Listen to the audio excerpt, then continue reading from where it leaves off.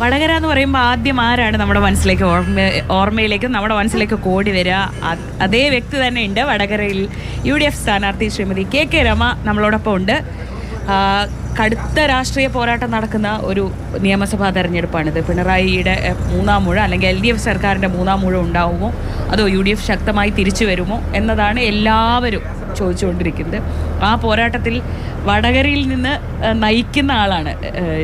അപ്പം എങ്ങനെ പോകുന്നു തെരഞ്ഞെടുപ്പ് പ്രചാരണമൊക്കെ? പ്രചരണമൊക്കെ നന്നായി പോകുന്നുണ്ട്. നല്ല രാഷ്ട്രീയ പോരാട്ടമാണ്. വടകരയിലും നല്ല ഫൈറ്റ് നടക്കുന്നുണ്ട്. തെരഞ്ഞെടുപ്പിൽ വളരെ നന്നായിട്ട് രാഷ്ട്രീയം ചർച്ച ചെയ്യപ്പെടുന്നുണ്ട് എന്നുള്ളത് ഒരു പ്രത്യേകത കൂടിയാണ്. അപ്പം വികസന കാര്യങ്ങളും നാടിൻ്റെ പ്രശ്നങ്ങളും ഒക്കെ ചർച്ച ചെയ്യുന്ന നല്ല തെരഞ്ഞെടുപ്പ്. ഈ തെരഞ്ഞെടുപ്പിൻ്റെ ഒരു പ്രത്യേകത വളരെ കുറച്ച് ദിവസമേ ഉള്ളൂ എന്നുള്ള വളരെ വലിയ ആശ്വാസം സ്ഥാനാർത്ഥികൾക്കൊക്കെ ഉണ്ട്. അപ്പം ആ കുറഞ്ഞ ദിവസം കൊണ്ടുള്ള നല്ല ചൂടിൽ തന്നെയാണുള്ളത്. ഇത്തവണത്തെ ഒരു പ്രത്യേകത എന്ന് പറയുന്നത് 5 വർഷം MLA ആയിരുന്നതിന് ശേഷം റീഇലക്ഷൻ ജനങ്ങളോട് അഭിമുഖീകരിക്കുകയാണ്. അപ്പോൾ കഴിഞ്ഞ 5 വർഷം എന്ത് ചെയ്തു എന്നത് കൂടി എക്സ്പ്ലെയിൻ ചെയ്ത് വേണം ജനങ്ങളെ അഭിമുഖീകരിക്കാൻ. അത് ആദ്യം മത്സരിച്ചതിനേക്കാൾ നല്ലതാണോ അതോ കുറച്ച് ചാലഞ്ചിങ് ആണോ? ഇല്ല, അതിനെക്കാട്ടും എനിക്ക് നല്ല പോസിറ്റീവാണ്. കാരണം ആളുകൾക്കൊക്കെ ഒന്നുകൂടി അറിയാൻ കഴിഞ്ഞു. ഈ 5 വർഷവും അവരുടെ കൂടെ ഉണ്ടായിരുന്നു എന്നുള്ളത് തന്നെ നമ്മൾ അങ്ങോട്ട് പോകുമ്പോൾ തന്നെ അതിലൊരു സംശയമില്ല എന്ന് പറയുന്ന ഒരു പ്രതികരണമാണ് ഇപ്പോൾ ഉണ്ടാവുന്നത്. മറ്റേത് എന്നെ അറിയില്ലായിരുന്നു. ഞാൻ അറിയാം, പക്ഷെ ഒരു ജനപ്രതിനിധിയായിട്ട് ഞാൻ എന്തായിരിക്കുമെന്നോ ഞാൻ എന്ത് ചെയ്യുമെന്നോ എനിക്ക് എന്തൊക്കെ ചെയ്യാൻ കഴിയുമെന്നോ എന്നതിനെ സംബന്ധിച്ച് ആളുകൾക്ക് ഒരു അസസ്മെൻറ്റും ഇല്ല. അവർ TP ചന്ദ്രശേഖരൻ്റെ രാഷ്ട്രീയം, RMBയുടെ രാഷ്ട്രീയം, അത് അവസാനിക്കരുത്, ആ ഒരു കൊലപാതകത്തിൻ്റെ പ്രതിഷേധം, അതൊക്കെ തന്നെയാണ് ആ സമയത്തുണ്ടായിരുന്ന വോട്ടെടുപ്പിൽ പ്രതിഫലിച്ചിരുന്നൊരു കാര്യം. പക്ഷേ ഈ പ്രാവശ്യം അതിലും കുറച്ചുകൂടെ വ്യത്യസ്തമാണ്.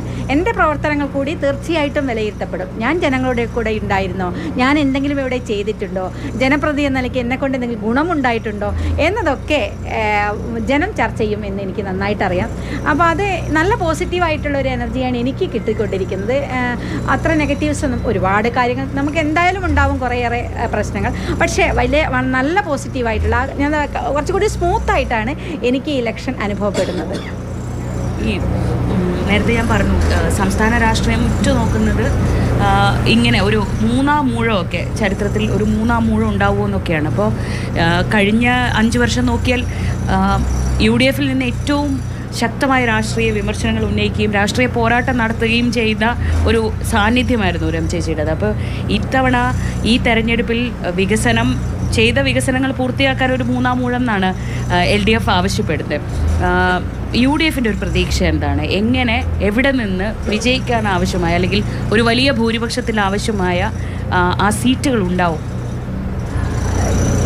നമ്മൾ നോക്കേണ്ടത് സംസ്ഥാനത്ത് നല്ല രീതിയിൽ സർക്കാർ വിരുദ്ധ മനോഭാവങ്ങൾ ജനങ്ങളുടെ ഇടയിലുണ്ട്. നല്ല രീതിയിലാണത്. അത് നമ്മൾ പറയുന്നത് പോലെ ഒരുപാട് വികസനങ്ങൾ നടത്തി, റോഡുകൾ വന്നു, ബിൽഡിങ്ങുകൾ വന്നു, സ്കൂളുകൾ വന്നു, ഒക്കെ പ്രചരണം നടത്തിക്കൊണ്ട്. പക്ഷെ അതിലപ്പുറത്തേക്കുള്ള അടിസ്ഥാന വിഭാഗത്തിൻ്റെ ആളുകൾക്ക് എന്ത് ഗുണമുണ്ടായി എന്നൊരു ചോദ്യമുണ്ട്. അപ്പോൾ അത് അവരിൽ വലിയ പ്രയാസം ഉണ്ടാക്കുന്നുണ്ട്. ആരുടെയും ജീവിത നിലവാരത്തിൽ വലിയ മാറ്റങ്ങൾ ഉണ്ടാക്കിയെടുക്കാൻ സാധിച്ചിട്ടില്ല. പ്രത്യേകിച്ചും നമ്മൾ കാണേണ്ട യുവാക്കൾ, ജോലി തേടി അലയുന്ന ആളുകൾ, ഇപ്പോൾ PSC ലിസ്റ്റിലൊക്കെ ഉള്ള ആളുകളുടെയൊക്കെ ഒരു പ്രശ്നം എന്ന് പറഞ്ഞാൽ ഭയങ്കര നിരാശയിലാണ്. ഒരു നിയമനങ്ങൾ പോലും നടക്കാതെ കഷ്ടപ്പെട്ട് പരീക്ഷ എഴുതി റാങ്ക് ലിസ്റ്റിൽ വന്ന ആളുകളൊക്കെ അങ്ങേയറ്റം നിരാശയിലാണ്. അങ്ങനെ താഴെത്തട്ടിലുള്ള ജനവിഭാഗങ്ങൾ വലിയ നിരാശയിലാണ് ഈ സമയത്തുള്ളത്. അതുകൊണ്ട് തന്നെ അവർ ഇനിയൊരു മൂന്നാം ഊഴത്തിന് ഞങ്ങൾ അനുവദിക്കില്ല എന്ന് ജനം തീരുമാനിച്ചിട്ടുണ്ട്. ഒരു സംശയവും നിങ്ങൾക്ക് വേണ്ട. താഴെത്തട്ടിൽ വലിയ തോതിലുള്ള സർക്കാർ വിരുദ്ധമായ ഒരു തരംഗം താഴെത്തട്ടിലുണ്ട് എന്നുള്ളത് 100% ഉറപ്പാണ്. ഒരു പുതിയ സർക്കാർ വരുമ്പോൾ RMB അതിൽ ചേരാൻ തീരുമാനിക്കും?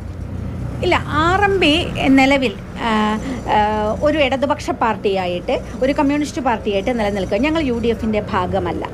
ഞങ്ങൾ കഴിഞ്ഞ തിരഞ്ഞെടുപ്പിൽ മത്സരിക്കുന്നു, ഈ തിരഞ്ഞെടുപ്പിൽ മത്സരിക്കുന്നു UDF പിന്തുണയുള്ള RMPA സ്ഥാനാർത്ഥിയായിട്ട് തന്നെയാണ്.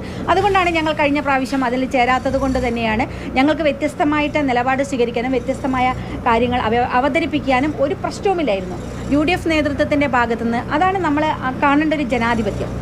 നമുക്ക് രാഷ്ട്രീയ പാർട്ടി എന്ന നിലയ്ക്ക് എനിക്ക് എൻ്റെ രാഷ്ട്രീയ പാർട്ടിയുടെ അഭിപ്രായം പറയാനും അതിനുള്ള എല്ലാ സ്വാതന്ത്ര്യവും അവിടെ ഉണ്ടായിരുന്നു. കഴിഞ്ഞ തവണയിൽ വ്യത്യസ്തമായി കഴിഞ്ഞ 5 വർഷവും നിയമസഭയിൽ നല്ല പിന്തുണ UDF ഭാഗത്തുനിന്നുണ്ടായി, അല്ലെങ്കിൽ ആ നിലയ്ക്ക് തന്നെ. അതെ ഞാൻ പറയുന്നത്. കാരണം അവർ അതിനെ പൂർണ്ണമായും ആക്സെപ്റ്റ് ചെയ്യുന്ന ഒരു രാഷ്ട്രീയ പാർട്ടിയാണ് കോൺഗ്രസ് എന്ന് പറയുന്ന UDF. അവർക്കൊരു ഏറ്റവും ഒറ്റ ഉദാഹരണം, നമ്മുടെ സ്വകാര്യ സർവകലാശാല ബില്ല് വന്ന സമയത്ത് ഞങ്ങൾക്ക് വ്യത്യസ്തമായ അതിനെ വോട്ട് ചെയ്യാൻ കഴിയില്ല. ഞങ്ങൾക്ക് അതിന് വ്യത്യസ്തമായ അഭിപ്രായമുണ്ട്. ഞാൻ UDF പ്രതിപക്ഷ നേതാവിനോടും ഉപനേതാവിനോടും സംസാരിച്ചു. അവരൊക്കെ ഒന്നിച്ച് അനുകൂലിക്കാൻ തീരുമാനിച്ചു, വോട്ട് ചെയ്യാൻ വേണ്ടിച്ചു. ഞാൻ പറഞ്ഞു ഞങ്ങളുടെ രാഷ്ട്രീയ നിലപാട് ഇതാണ്, ഞങ്ങൾ എതിർത്ത് വോട്ട് ചെയ്യാനാണ് തീരുമാനിച്ചത്, എനിക്കതിനെ അത് ചെയ്യണമെന്ന് പറഞ്ഞു. അപ്പോൾ എന്നോട് പൂർണ്ണമായിട്ടും നിങ്ങൾക്ക് നിങ്ങളുടെ അഭിപ്രായം പറയാം, നിങ്ങൾക്ക് ഒരു പ്രശ്നവുമില്ല, നിങ്ങൾക്ക് അഭിപ്രായം പറയാം എന്ന് പറഞ്ഞു. ഞാൻ എഴുന്നേറ്റ് നിന്നും എൻ്റെ വോട്ട് രേഖപ്പെടുത്തി, എതിർ വോട്ട് രേഖപ്പെടുത്താനുള്ള ഒരു സ്പേസ് അവിടെ ഉണ്ടായി.